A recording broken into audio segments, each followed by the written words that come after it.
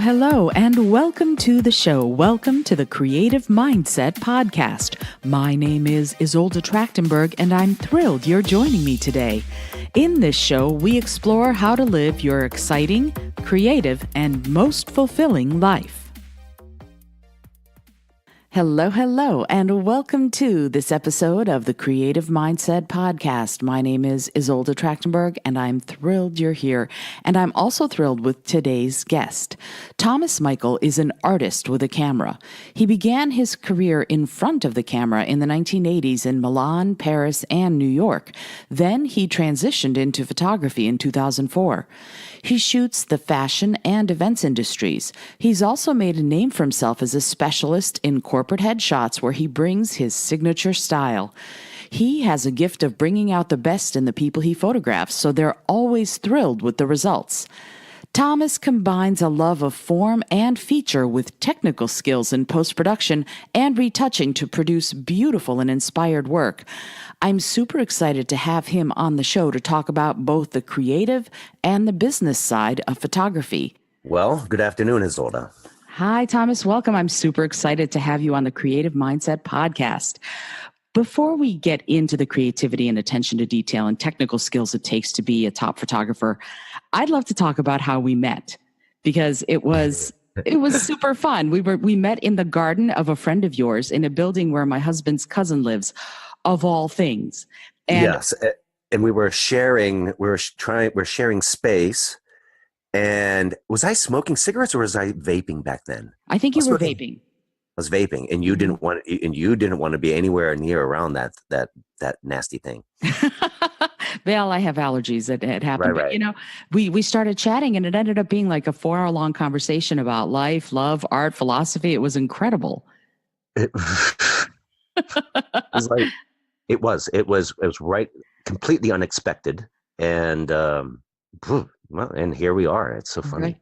Well, I know that you'd been living abroad and then you came back to New York. So what had brought you back to New York at that point? Oh, I had a whole life. I preferred Europe. It fit me. Things worked for me there. But my mother had dementia, and I'm the only child, and my cousins were keeping one eye on her, and it just became way too much. And I had to come home and take care, make decisions, and take care of the situation. And you've done it, and here you are. Wow. So yeah, I took care of it very well. She lasted 11 years. Wow. That's amazing. That's it. Well, you're a caring person, and obviously you show a lot of love to your mom. But I know, like, in the introduction, I even said you're a top photographer of fashion and art industries. What is it about New York that makes you go, this is one of the things that I will be able to do here better than anywhere else? Is that true? Or do you think that Paris or Milan or some of the other top fashion places in the world are better for that? For me, all right. New York is really good if you're already successful, period. And you could be a successful banker, a successful triathlete, and then pick up the camera or a makeup brush or anything else, and then you can get work here quite easily. If you are not already super successful, known in the business worldwide, you don't start in New York. It's because they only want fame and fortune. Wow. It's much easier to be in Europe because they care so much. They care more about the art or the pictures more than who they're being associated with. Interesting. Mm-hmm. So Europe, do you mean Paris, Milan, and some of the other top fashion cities, or where would Germany, you say? You could be anywhere. You could Really? Yeah. I mean, anything but New York, anything but America. Wow. What is it about America that sets it apart in that way? Everyone wants, it's everyone, it's gone Hollywood, I guess. Everyone wants to be associated with somebody that makes them look good. Who's The already name, famous? names. Yep. Oh, Names. wow. Yeah, I don't Okay. work. You have makeup artists saying, "Oh no, I don't." You'd have to pay them like I'd have to for a really top makeup artist or hairstylist. I'd have to pay them $1,000, $2,000 out of my pocket each. I'd have to spend 7,000 on styling just to work with them. In Europe, it's completely different. They certainly, if they want to. I was told by many people my photography is a little bit romantic or a lot romantic. Hmm. And if it's a shoot that involves that kind of feel, they would steer towards me without being, you know, Courted. yes, exactly. Well, let's talk about the photography for a minute. To me, photography is a perfect mix of creativity and technical skill. Can you talk a little bit about what levels of each you bring to your work? Well, um, well, I had the opportunity. I was in front of the camera forever. So I worked with all the top photographers and I paid attention to what they were doing. So it's when I picked up the camera for the first time, I thought I knew so much, and I did. But then to actually put it into practice, I ended up having a lot more questions that I had no one to answer. So then I had to just grind through it with trial and error. And I did come into the business. I came in 2004, so it was already digital. So the learning curve is much faster than using film. Like I've had friends that were photographers back in the 80s and they would spend over 100,000 just on film and development. And that was in the 80s. So imagine how much money that would be now. And Wow. yeah, So, okay, so wait, go let me get ahead. this straight. Go for it. Yeah, I'll be bouncing around. You know that. Oh, and that's fabulous. The more we bounce, the better. So here's the thing that I'm wondering about. It sounds to me like you're talking about developing film because because you couldn't tell exactly what you'd shot, or Hmm. because you had to bracket your photographs, or what was it that they were spending all that money on? That it sounds like digital. Now, if you don't like it, you delete it and you move on to another SD card, right? So is that what you're talking about, or was there another reason for that incredible expenditure? No, it's for because you have to see what you shot. You have to understand what it was, what your mistakes were, what you do like, and it takes so much time. Imagine, it takes like if it's fast, it takes 2, 3, 4, 5 days to get your film back, and you're looking at it through a loop, which was a little kind of magnifying glass because you're looking at negatives, or they print. It was called a contact sheet where they expose the negatives on a piece of paper in small little pictures, and you look at it through a little magnifying glass and you look at what you're doing. And that takes time. It takes money, took money and time, a lot of time. To go through each of those. Well, to learn what you did, like each time you shoot once, you're not, it takes a week for you to understand Hmm. what you want to do different. With digital, you can look at it right away and go, okay, wait a second, I don't like this. Or you can look at it that evening and go back the very next day and shoot something completely different. And is it inspiring you in the moment? What you're seeing to go and do something different, or are you then satisfied with what you've just done and you can Well, move on? that completely that depends on what you just shot. Aha. Yeah, I mean, you never really. I mean, you might like what you did. Okay, for instance, in the beginning, like everyone, it seems that I've spoken with a lot of photographers that were starting, and we all like what we're doing. But then when you actually compare that to the mood board, pictures that you've seen, in when your eyes are not that educated, you see the difference, and you're not quite sure what makes the difference between what you absolutely love, what you wanted, an idea that you had from another picture, to what you just shot. It takes time to even see what what you've missed, what you what makes that picture not exactly as aesthetic as what you want it to be. It's funny that you say that because not only does it take time, but it can be really minute. The differences can be very small. I know I've taken photographs that look almost identical one to the next, but something, especially if a person is in the photo, something about the second photo just has more, I don't know, it sounds a little cheesy, but it has more life to it. There's something more about it that draws me better, even though they look virtually identical to one another. Do you find that happens to you as well? Oh yeah. I mean, that's photography. I mean, that's Wow. especially when you're dealing with any kind of clients, like a human being or any live object. There's some kind of spontaneity to the picture that that makes it alive, and that kind of, if you are able to get that subject really relaxed, happy, fun, confident, there it shows in the picture, like that, like this. Well, what do you do to do that when when you're working with a subject and you're trying to get to that place of spontaneity and fun and happiness? Is there something particular that you do, or does it depend on each subject and what their needs are in the moment? This sounds really bad. um, I'm just I'm a natural at that. Usually people feel very comfortable around me, and because I don't care.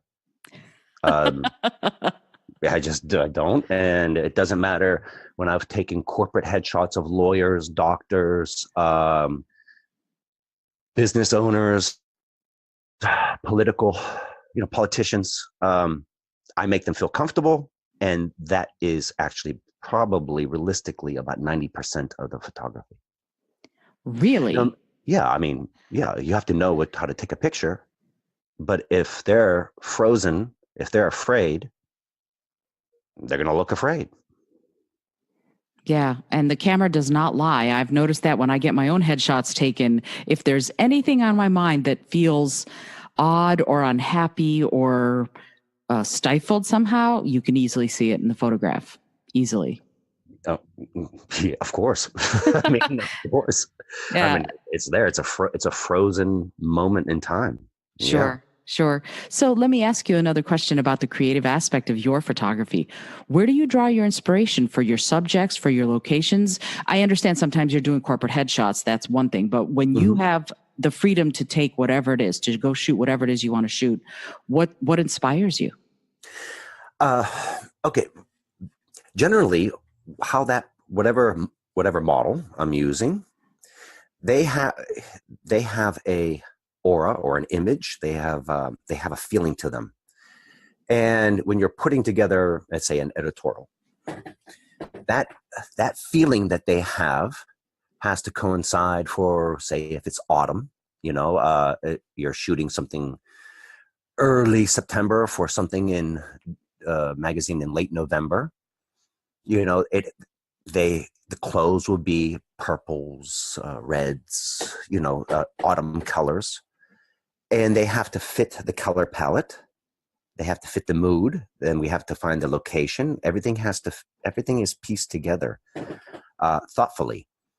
And of course, the hair, makeup, and style, especially stylists. Everyone has to be on the same page. And when you're able to pull that together, that's when everything goes beautifully. It sounds like it's seamless then. Yes, Oh, it that's would. fascinating. Yeah, it will be. Wow.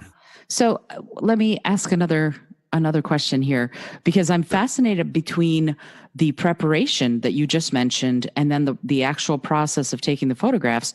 And then I know that you also do work in post production to finalize photos and make them look their best. What are some of the things you do there to make that whole process end in the way that's going to give a final product that everyone's going to be really happy with? um, See, I do very little in post. Uh huh. I do a lot. I retouch the skin so it doesn't look retouched. I retouch so it doesn't look retouched. I We'll do some curves on some of the background, but I shoot with very controlled light. Mm-hmm. So I shoot it pretty much exactly the way it's going to be viewed. You might have to take something out of the clothes, a wrinkle here or there, but I try, we set up everything so it's exactly how we want it.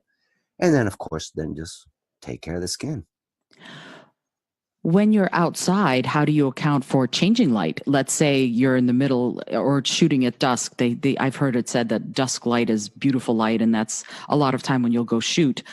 What do you do then? Do you have lights set up also in addition to the setting sun, or because I know it's changing in every minute? How do you account for all of that from the first photo to the last photo in a shoot? Well, that all depends on exactly what you're trying to get. You can shoot to dusk, but in the 80s and 90s, people were using a lot less flash. The equipment is not as powerful as it is now, Mm-hmm. realistically. Um, it's everything. It all depends on what you're trying to get out of that picture. If you're using flash with natural light, with you're balancing it out. You're Mm-hmm. putting filters on the light. You might be warming the light. You might be softening the light. I like trying to keep my light really hard. With really the harder the light, the more flat the makeup, and the less makeup. Like if you're using flash, the makeup shows like it's so visible. Mm-hmm. If you're using natural light, you can use a lot more makeup, and you won't even know that it's on. So you just got to be fast, and it's a feeling with the camera. You don't even have time to do the numbers.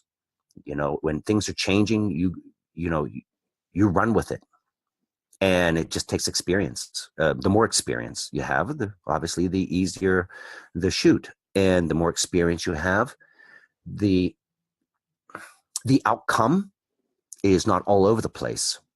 You are able to control it. Every picture fits into the same story. It's just time and experience. And you just said it fits into the stories. Do you have a story you're telling with every shoot?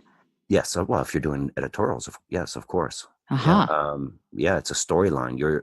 And it's an editorial. If it's a 8-page or 6-page to 12-page editorial, Mm-hmm. you are telling a story inside that magazine of what you, the art director, the stylist, wanted to convey. So it's a visual storytelling form, it sounds like. Yes, exactly. Okay. And you tend towards portraiture. In other words, you tend to have models that you are taking photographs of. What drew you to that instead of, say, landscapes like Ansel Adams or something like that? What made you go towards, I'm going to photograph people? I was really good at people. I was good with people. Uh-huh. And I started off in the business in '86, as a model. So, Mm-hmm. I spent since 1986. I was looking at my pictures, everyone else's pictures. Everyone's asking advice to somebody else. My eye was just trained for that from the very beginning. And when you set up a shot or a shoot, I guess I would say, what goes into it? I know lighting, composition, location, the subject. How much do you set all of that up versus letting it happen spontaneously? Oh, well, no, it's all set up. Everything? Yeah. Okay. When you're shooting for a magazine, when you're shooting something for somebody else, Mm-hmm.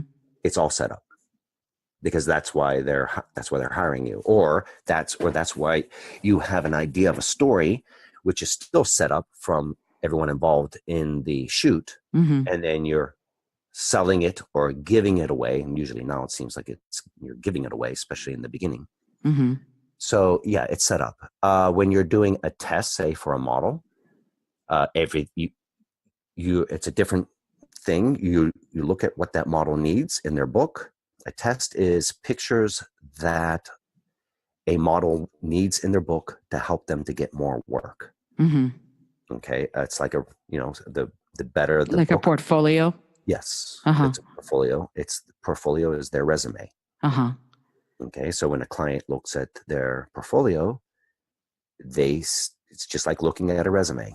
Mm-hmm. Oh, she or he can do this or that. They look good this way. They look good that way. And so agencies and models hire photographers to to convey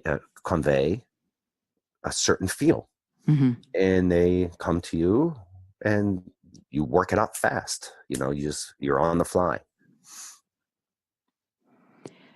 Now, I have a question. Um, Go ahead.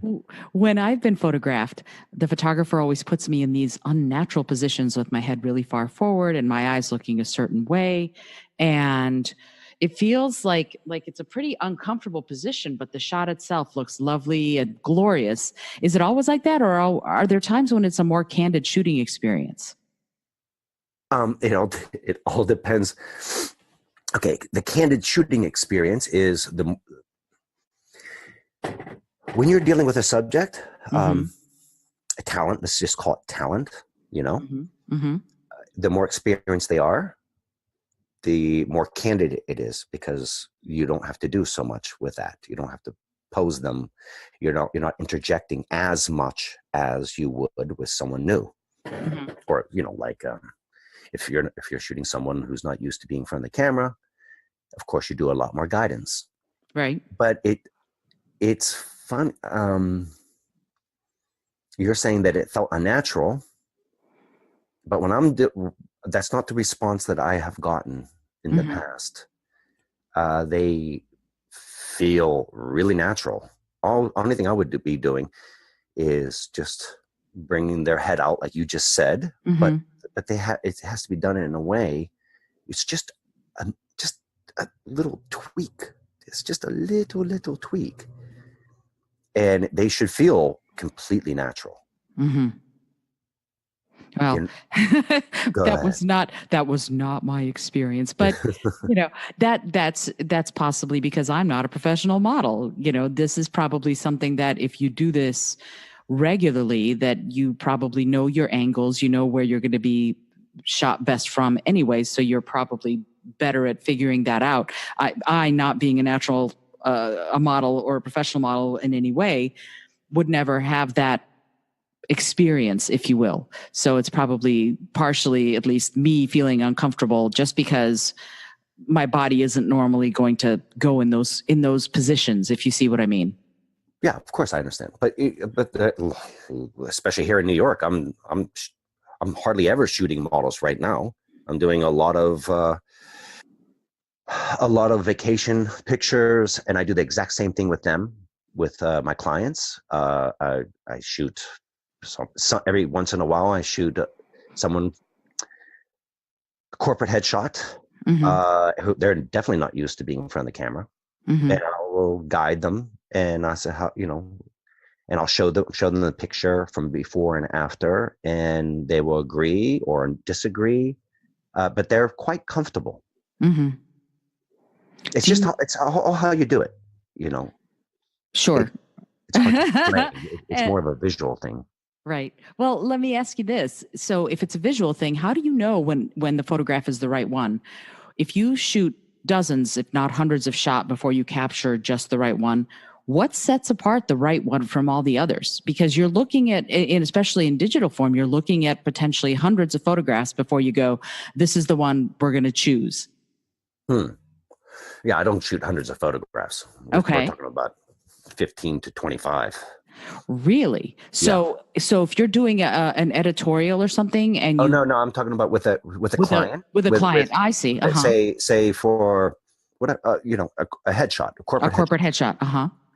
Okay, no, like I might do a few different locations if that's what they're asking, and I Mm-hmm. just want to make sure that we have about 3 to 5 choices out of each location, Mm-hmm. and they between between what I like and the client likes, that's a pretty good bet that in general it's going to appeal to the vast majority of people. And what is it that you like when you hone in on the one? What makes you go this one? Is Let's there some? Yeah, it's being confident. That picture, it has to be confident, has to be friendly, has to be inviting, Mm-hmm. um, natural. But if it's if it's confident, it's natural. If it's real, that's one of the pictures that I know that will appeal to the vast majority of the population. But then the client has the person I'm shooting also has to like the picture. They have to like what's inside of that picture as well. Oh, of course. Sure. So if we both like it, it's that simple. Most likely, everyone will like it. Uh-huh. And what about for an editorial? Is it the same process or No, that's completely different. What happens there? Well, I'm picking it. Uh-huh. I'm picking it, or if I, we all get lost when we're going through pictures. It seems like we all, everyone that I know, especially in the beginning, your eyes get tired of looking at pictures. So you might want to send like a choice of shots to a friend or another photographer or the stylist or the hair and makeup artist or whoever, and have a fresh set of eyes on it, because you really do get you start losing it. And if you have time, you can just shut everything down, sleep, wake up the next day, and then look at the pictures in a whole new day, and then do it that way. But if you're rushed, go ahead. Sorry. Oh, I'm just saying, it sounds like you cleanse your palate, if you will. Yes. Sort of look at it with fresh eyes. Yeah, you have to. Or you could do, the best thing to do is have someone you trust and look at it with a fresh set of eyes. And then piece everything together. Sometimes when you send it to someone who you trust and they might have an opinion, you wake up the next day and you decide you like your opinion more than theirs, but doesn't mean one is wrong and one is right. It's just what you decide to go with. That makes a lot of sense. It sounds like it's almost, again, that spontaneity, that life in the photograph is what makes you go, this, I'm going to choose that one as opposed to however many others that you've chosen. And do you work closely with the art directors at that point for, let's say you're shooting a spread for a magazine? Do you then submit finished product to the art director, or do you submit several versions of things and they choose? How does that work? 5 to 10 for me, 5 to 10 shots out of each location, out of each set. And they'll pick 2 or 3, and then I will choose out of that. It kind of, you know what I mean? It just goes really like that, at least for me so far. And then I pick it and I retouch it. Say if it's a 12-page, it might take, because I'm not that great in Photoshop, it might take 10 days for 12 pictures to retouch. And you go ahead. Oh, I was just going to say, and Photoshop is your software of choice for that? Yeah, it's the only one. Yeah, I mean, you have a RAW converter. You're shooting a digital negative, which is a RAW picture, and you have a RAW converter, and then you finish it up in Photoshop. And you turn in, to geek out just a little, you turn in Photoshop files, TIFF files. Okay, big TIFFs. So they can be printed. Yes, and then they'll take that. It's especially when you're dealing with magazines, everything that you're doing has to have a color profile, and you send it to them. They convert it into CYMK, because that's for printing, and it's done. And then you look at it in the magazine. Wow. That must be a special thrill. What was the first time you saw something of yours that you had shot? Not that you were a model. I'm sure that was thrilling also, but when you first shot something that ended up in a magazine or somewhere like that, can you describe that feeling? Yeah, it's nice.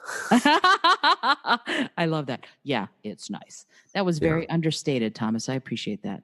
Yeah, it feels good, especially when you're doing, when it works out, when it all works out. It's not that it's not the idea of, I know I can do it. It is, damn, all right, I did it. It's 2 different feelings. Sure.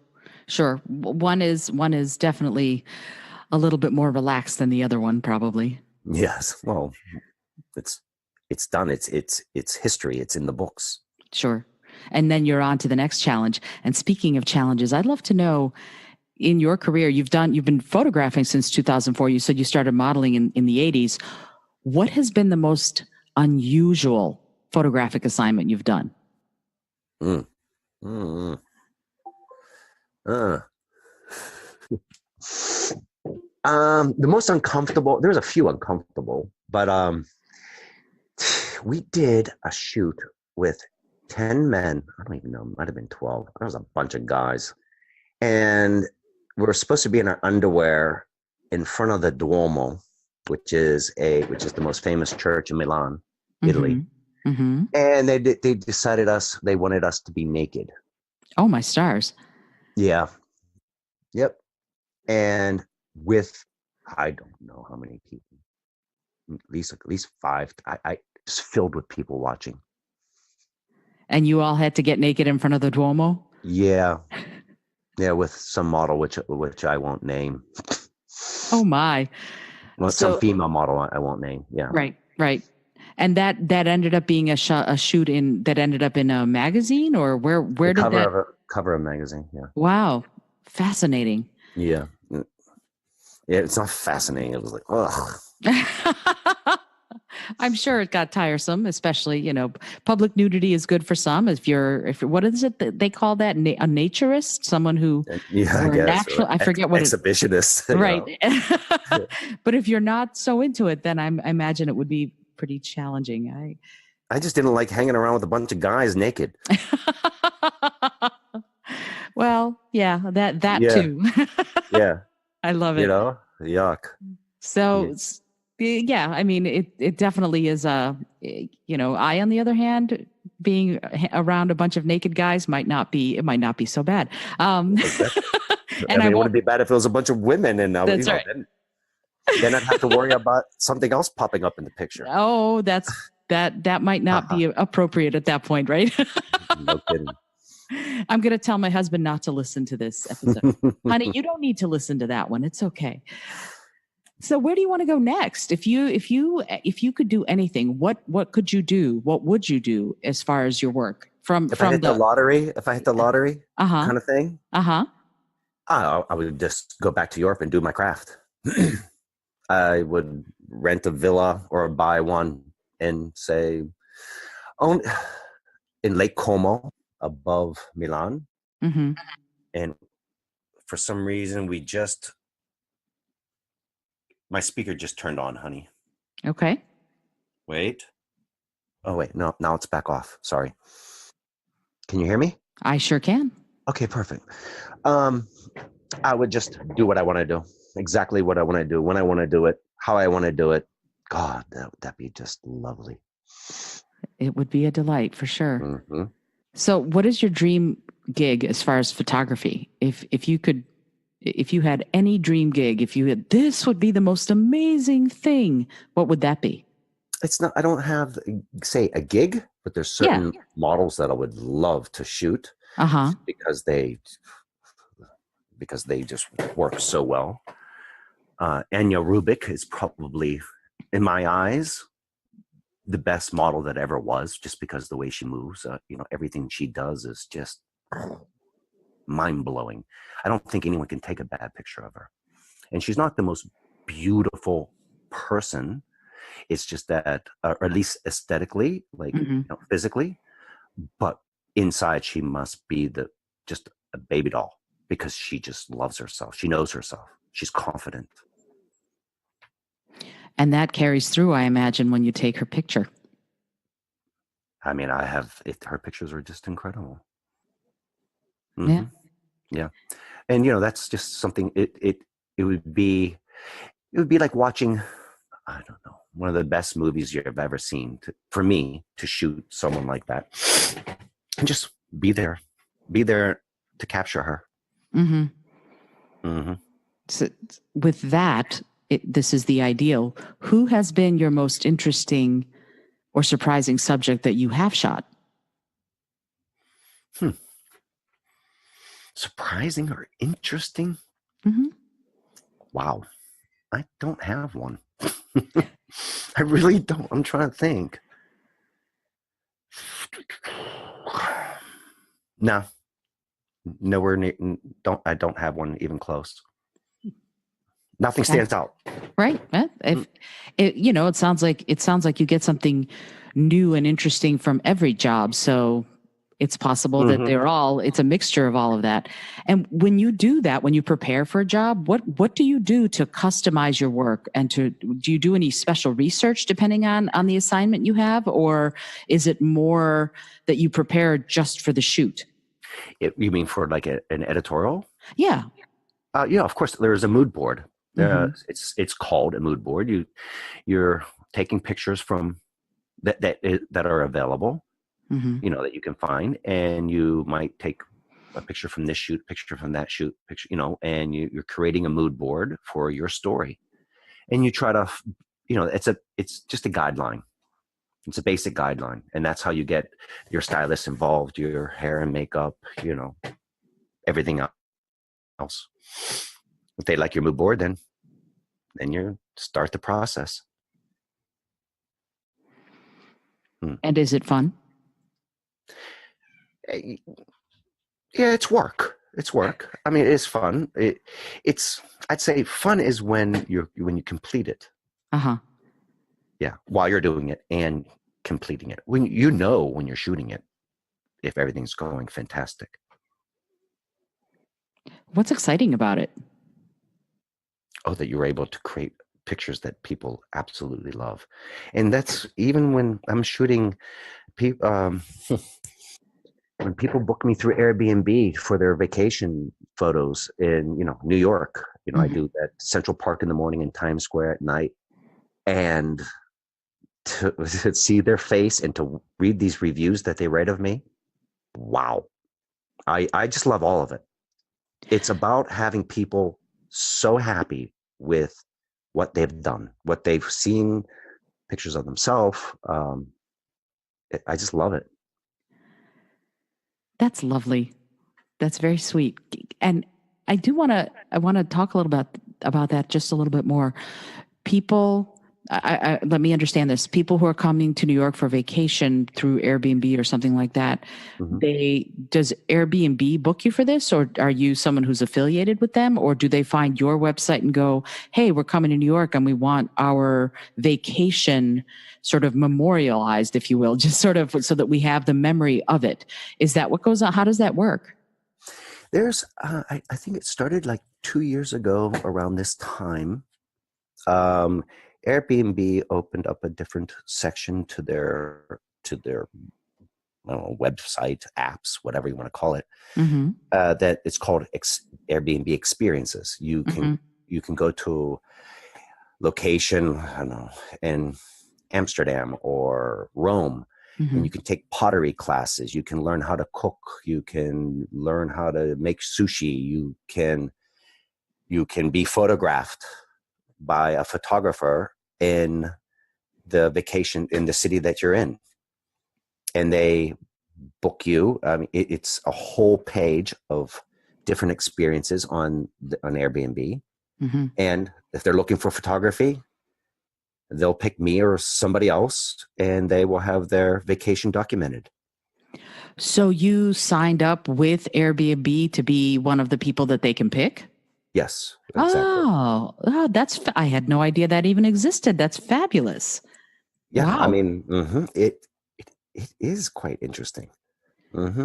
Yeah, go ahead. Well, I know that we sort of are living in the age of documentation, where people are documenting things they do on Instagram and Facebook and all these other social media platforms. I didn't know that I always thought sort of that people would take their own selfies on vacation. I didn't realize that it was something that had become a business. I mean, it's obviously a business, or you wouldn't be doing it.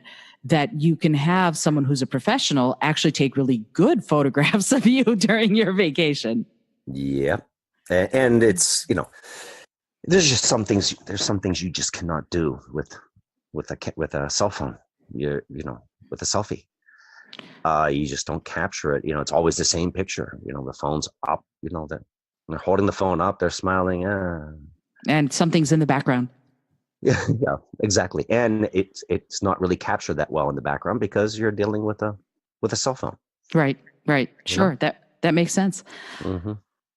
So, what are your resources? Like Airbnb is one of the things that you use as a pro, but do you have any favorite photography resources, websites?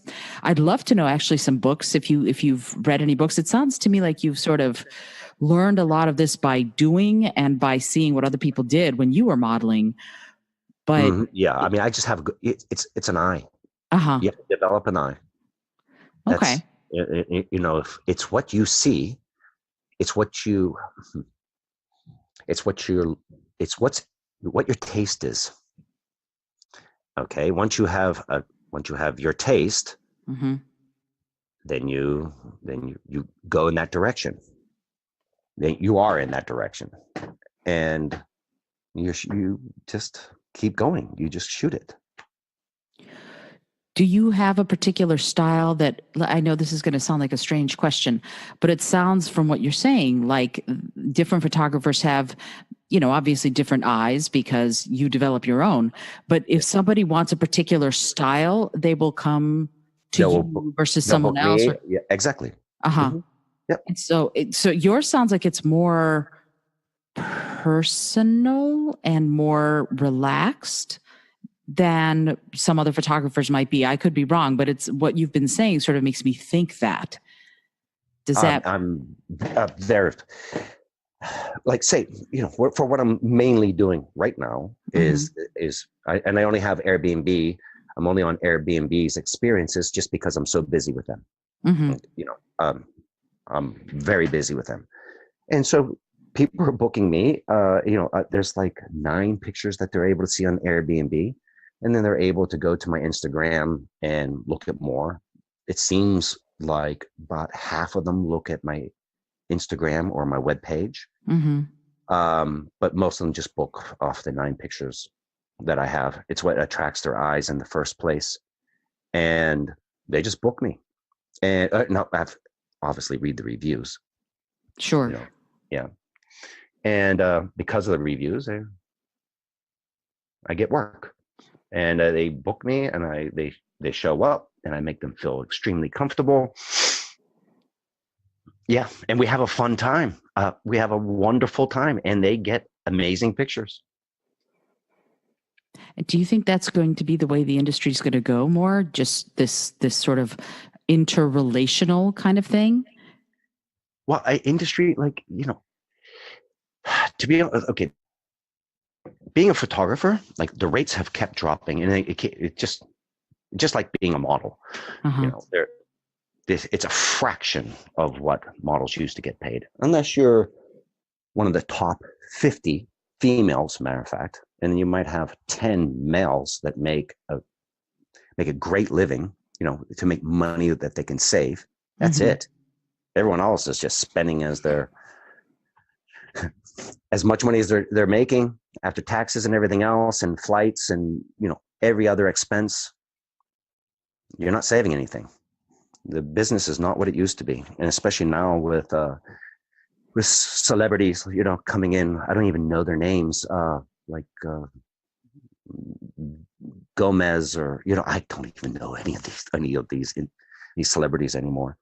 They're getting work and pictures because of something that they have done. Hmm. You know, but for me, bread and butter is this seems like it's going to be around for a very long time because to get a picture, like people on vacation Hmm. or whatever, or if they want, so many girls and guys want me to take pictures of them for their Instagram. They're even though when they're in New York, Hmm. um, because it's way better than them trying to take it themselves. Yeah, that It's makes it's spontaneous. It's alive. It's what I'm helping them to create. sure. And also you capture it. The spontaneity might be there, but if there's nobody around to actually capture that moment, then the moment happened and it's over, as opposed to something that they Correct. then can look Yes. at. Sure, Yep. sure. Yep. So how do you view it evolving? If we're going to talk about the fact that things have changed so much, where do you think it's going in the next 5 to 10 years? it's just about art. I mean, you better have so many photographers already. It's just, way back in the beginning, because it was so expensive to learn photography, it always came, photographers generally came from people that never needed the money. Mm-hmm. They were doing, they're just doing their art, which also sometimes went into fashion and back to art, or, nudes, it just went all over the place. Mm-hmm. Um, we just went on speaker again for some reason. Hmm. Okay, I'm back. So I don't know where it's going. The rates just keep getting lower and lower and lower. Do you think photographers are going to have to change how they do things or what they do in order to turn things around in that way? I mean, I know there's augmented reality and virtual reality technologies are becoming even more mainstream now. Do you think photography could have a role in that as far as making it more viable for people to do this creative work? Well, all depends. It's just all about money. When it's cheaper to create the picture in augmented reality, then that's the way it'll go. If it's cheaper to actually shoot it, Mm-hmm. it's still, it's all about, when the bankers came into the business, when accountants came into the business, it shut down a lot of the creativity. That's especially America. My opinion, in general, the American magazines are really snapshots. Hmm. It's not that, especially about 5, 6 years ago. Wow. It's dollars and cents. It's not about art. In Europe, it's much more about art. I feel almost like we should end end this interview here because I love that. It's just much more about art. Mm-hmm. Yeah, Well, it's honestly, it's so strange. I mean, it happened. It happened. It's not like it's going to happen. right, it's already here. uh, for a decade. Hmm. How do you get past it? What are you finding that inspires you to keep growing as an artist?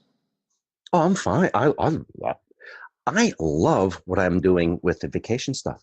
I Uh-huh. actually love it, and it pays me really good money. I mean, I'm fine. That's your bread and butter, Right. and then you can create whatever you want to do when you want to. You're not starving. You have money to do what you want to do. I'm completely fine with it. I'll enjoy what I can enjoy when I can enjoy it. I know that you had mentioned something when we met in person, almost, I believe it or not, almost a year ago. It was in May a year ago. I can't believe it's been a year already. You had mentioned you were interested in writing a book. I would Yeah, love to talk a little about that if you're willing. Where you are with it? What do you want the audience to know about it?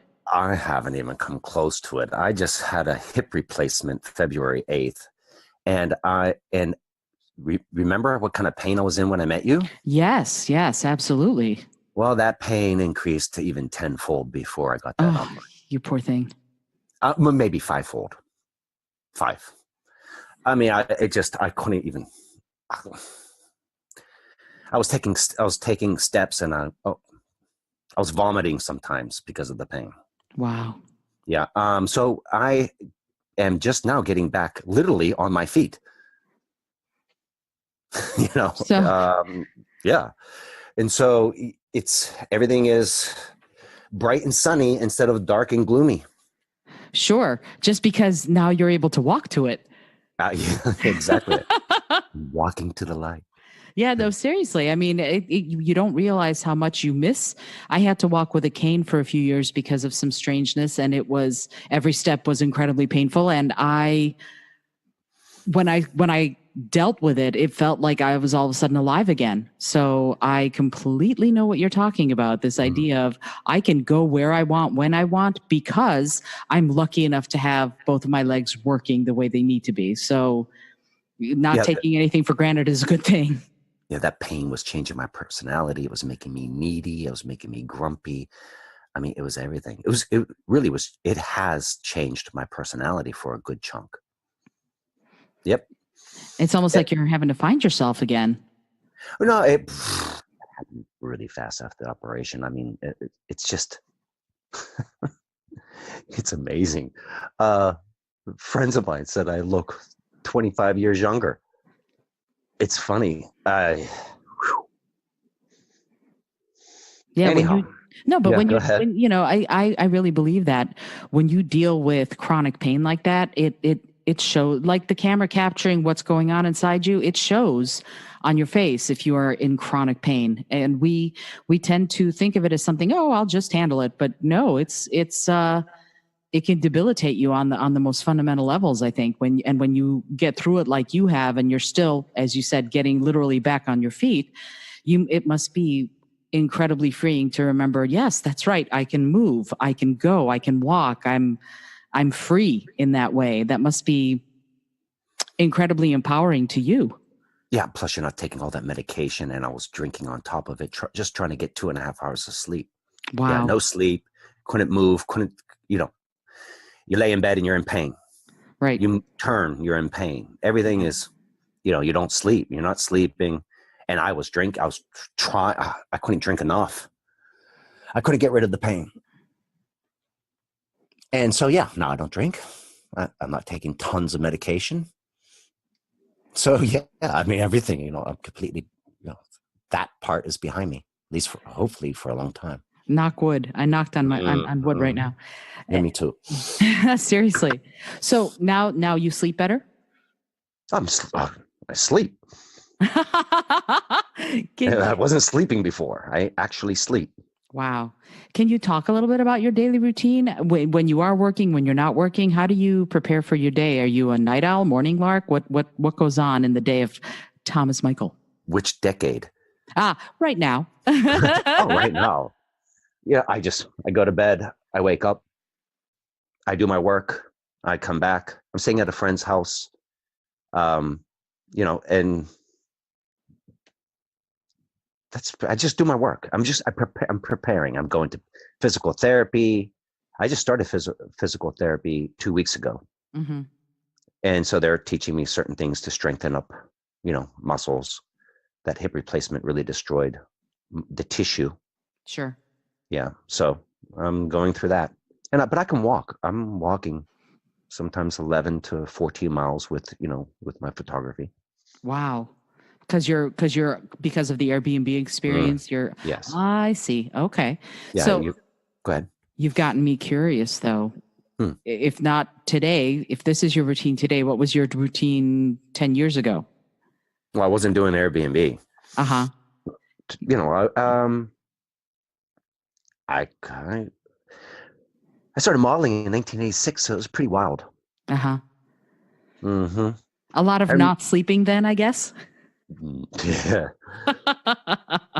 3 hours a week. Wow. 3 to 5 hours a week. That's incredible. Yeah, it was what it was. Yeah. Well, I have just a few more things I'd love to know. Do you meditate? I just started to I started before the surgery. It was so hard because I still was in so much pain. That was the starting point. And about 2 weeks after the surgery, I started meditating again. But the last 2 weeks, I've been able to go quite deep. And then, everything it's just beautiful to get in there. Yeah, so I'm meditating now. That's wonderful. I feel like it's healing to do it, to get into that space of centering yourself and going deep into yourself. I just not thinking about it. Anything. Wow. I got to the point where I just focus on my breath. Here, wait. Okay, nice. Yeah, I just focus on myself, my body, my breathing. And of course, a thought will come in. I'll let it go. And I'll probably have 10 minutes going deep. And then a thought will come. I'll let it go immediately. I'll have another 10 minutes. And I'm not thinking at all. I'm really deep into it. Mm-hmm. Yeah. So, yeah, I'm meditating now. That's wonderful. Do you have any principles that you want to live by, guiding principles or mantras, anything like that that you strive to? I know doctors say first do no harm, but what about you? What are the principles you live your life by? If you don't mind saying, right away, go. Yeah. Just be yourself. Like who you are. Know yourself. And if you know yourself, you're able to like yourself. Yeah. You can't like you if you don't like yourself, you can't like anyone else. If you don't love yourself, you can't love anyone else. That is for sure. You have to know yourself first, though. That's for sure. Yeah. And that can be really hard because I think no one can lie to ourselves like we can lie to ourselves. So, it's important to be. I always tell this to my clients when I talk with them, even when it sucks. Always tell yourself the truth. Ooh, that's now that's hard. I know, but I find that it's so important because without that, you hoodwink yourself and you end up agreeing to things you shouldn't agree to, and you're not living your best life in the kindest way possible. Oh, I just went through that. Are you kidding? With that pain, I just that's exactly what I was doing. I was lying to myself. Wow. I was in so much pain. I was not myself. And now you are. And much more. Well, and you're walking, you're moving, you're doing what you want to do, which I think is fabulous. And if people wanted to find you, find your work, what's the best way? Is your social media, your Instagram and the Airbnb experience? Do you by any chance have a way of giving that to me? I would love to put it up on the show notes so that if people want to hire you, that they'll be able to find you much more easily. Oh, wow, that would be fantastic. Yeah, I'd love it. Yeah. It would be my pleasure. Oh, yeah. Well, my Instagram is thomas.michael.z. And my website is thomasmichaelstudio.com. Yeah. I mean, that can never hurt. Oh, absolutely. And I would love to be able to get you. I mean, your work is just lovely. All that I've seen, I think, is just amazing. So I would love to get you more clients. I think you would be happy, and anybody who's listening who needs a phenomenal photographer in New York, unless you're willing to travel. Are you willing to travel?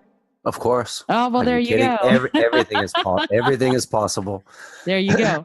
So if you want to find Thomas on Instagram, it's at thomas.michael.z, like zebra, or thomasmichaelstudio.com, you said, right?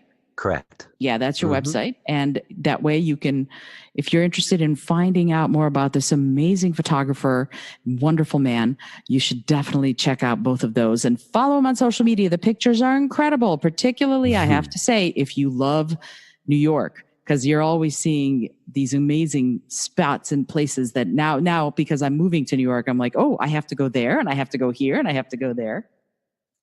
Yeah, it's so funny. I wanted to start the Airbnb experience. Like I did start it, and I had it in Brooklyn Heights, which is just absolutely beautiful. And I didn't even get any requests. It's because I think people didn't know what it was like. Right. Brooklyn Heights is absolutely perfect to shoot, and no one knows about it. Right. Yeah. So. And that's where we met. Yeah, we met in a garden in Brooklyn Heights. That was wonderful. So, are there any last thoughts you'd like to share about your experience, about photography, about creativity and art? Well, I'm just going to get my head around to start writing that book. Absolutely, that would be great. It will be an interesting one. I can't wait to read it. I'm very excited. And if I can help, you're going to have to let me know. So you will. So Thomas, thank you so much for joining me today on the Creative Mindset Podcast. For you listening, my name is Isolde Trachtenberg. I've been speaking with incredible photographer and wonderful man, Thomas Michael. You can find him at thomasmichaelstudios.com or at thomas.michael.z on Instagram. I hope that you've enjoyed today's episode all about creativity, photography, and the business of capturing a moment in time. Until next time, I send you all of my love. You're beautiful. Thanks so much for joining me today. I really appreciate you being here. Please subscribe to the podcast if you're new, and please tell your friends about the community we're building here. Today's episode was produced by Isolde Trachtenberg and is copyright Isolde Trachtenberg 2019. Today's music was from Kevin MacLeod, Laser Groove, and Ave Marimba, brought to you by Creative Commons License 3.0. As always, please remember this is for educational and entertainment purposes only. Past performance does not guarantee future results, although we can always hope. Until next time, I send you all of my love.